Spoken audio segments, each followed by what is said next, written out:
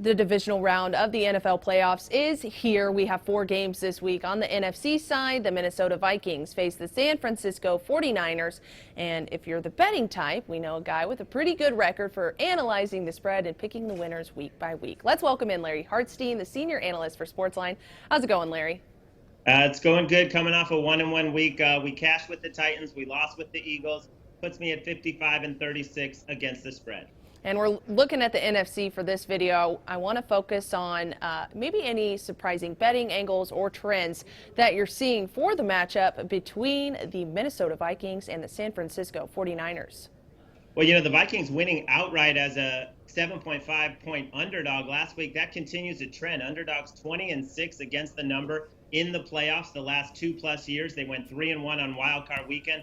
So your first look is going to be with the dog here. Plus Minnesota 44-19 against the spread under Mike Zimmer when facing a non-division foe. They do struggle at times against the number, against their division teams that know them well, but teams that don't know them well, like the 49ers, the Vikings have been money. The 49ers just 3-4-1 against the number at home this year. And Larry, with a healthy Dalvin Cook and Adam Thielen, it doesn't really seem like the Vikings are the underdogs this week. Maybe could they even win outright? Yeah, they're not a typical number 6 seed. This team is loaded with talent. When Cook is healthy, when Thielen's healthy, they both looked really healthy last week and taking apart the Saints. But this is a real tough schedule spot. They played Sunday. Now they have to travel home, then travel cross country for an early kick on Saturday. It's a short week against a rested 49ers team that's getting Dee Ford back, which will help the pass rush.